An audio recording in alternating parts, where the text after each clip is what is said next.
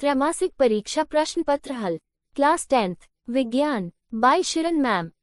प्रकाश संश्लेषण की प्रक्रिया पौधे के किस भाग में होती है? प्रकाश संश्लेषण की रासायनिक अभिक्रिया क्या है? प्रकाश संश्लेषण की प्रक्रिया पौधे के पत्तियों के क्लोरोप्लास्ट में होती है। प्रकाश संश्लेषण अभिक्रिया का रासायनिक समीकरण निम्नलिखित है। 6CO2 जोड़ 6H2O C 6H12O6 जोड़ 6O2।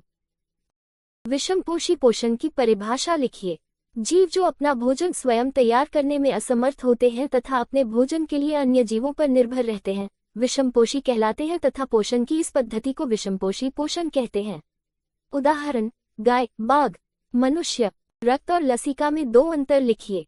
रक्त और लसिका में दो अंतर हैं। रंग: रक्त का रंग लाल होता है जबकि लसिका रंगहीन होता है। कोशिकाएं: रक्त में लाल रक्त कोशिकाएं होती हैं जबकि लसिका में श्वेत रक्त कोशिकाएं होती हैं। रुधिर के दो कार्य लिखिए। रुधिर के दो कार्य निम्नलिखित है। 1. ऑक्सीजन का परिवहन करना। 2. कार्बन डाइऑक्साइड का परिवहन करना। पाचन के बाद भोजन का अवशोषण पाचन तंत्र के किस भाग में होता है? पाचन के बाद भोजन का अवशोषण पाचन तंत्र की छोटी आंत में होता है। भोजन में आयोडीन युक्त नमक लेने की सलाह क्यों दी जाती है? आहार में आयोडीन की कमी से शरीर में थायरोक्सिन हार्मोन की कमी हो सकती है। आहार में आयोडीन की कमी से थायरोक्सिन कम बनता है जिससे गोइटर नामक बीमारी होती है।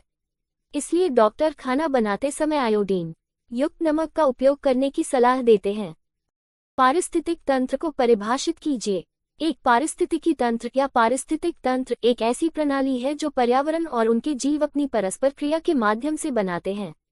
जैविक और अजैविक घटक पोषक चक्रों और ऊर्जा प्रवाह के माध्यम से एक साथ जुड़े होते हैं। पारिस्थितिक तंत्र के जैविक एवं अजैविक घटकों को बताएं। पारिस्थितिक तंत्र के जैविक घटक निम्नानुसार है: उपभोक्ता, उत्पादक एवं अपघटक। पारिस्थितिक तंत्र के अजैविक घटक निम्नानुसार है: तापमान, सूर्य का प्रकाश, वायुमंडल, गैस, वर्षा, मिट्टी आदि। संयोजन अभिक्रिया किसे कहते हैं? एक उदाहरण दीजिए।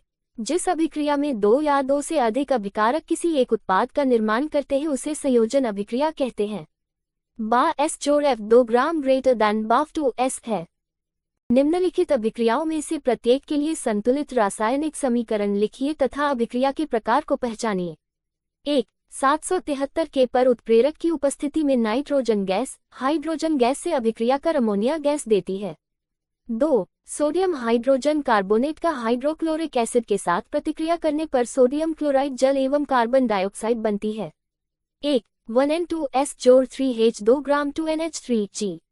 संयोजन अभिक्रिया 2. NaH को 3S जोड़ HCl अक NaCl अक जोड़ CO2G जोड़ H2O अक। द्विविस्थापन और संयोजन अभिक्रिया।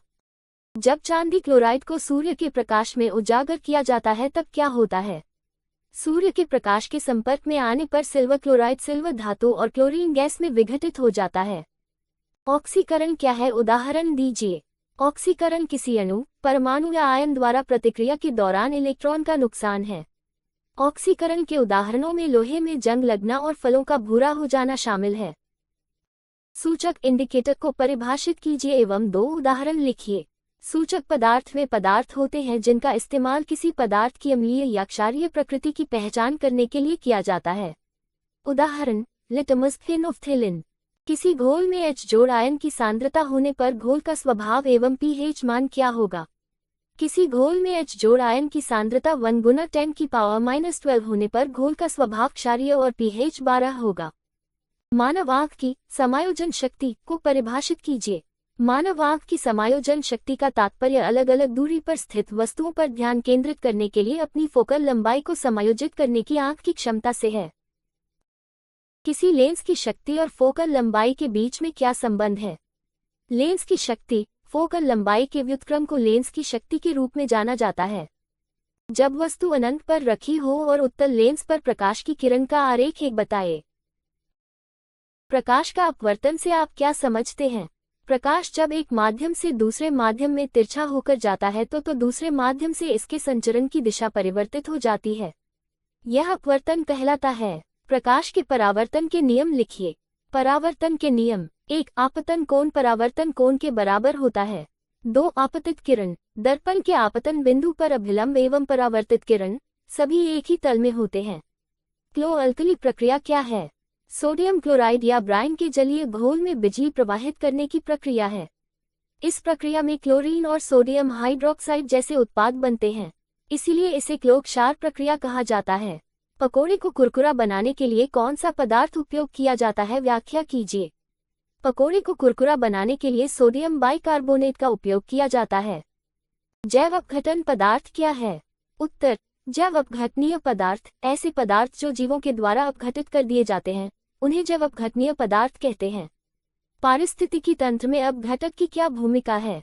पारिस्थितिक संतुलन को कायम रखने में अपघटक की महत्वपूर्ण भूमिका है। ये पौधे तथा जंतुओं के मृत शरीर तथा अन्य वर्ज्य पदार्थों का जीवाणुओं और कवकों के द्वारा अपघटन करता है।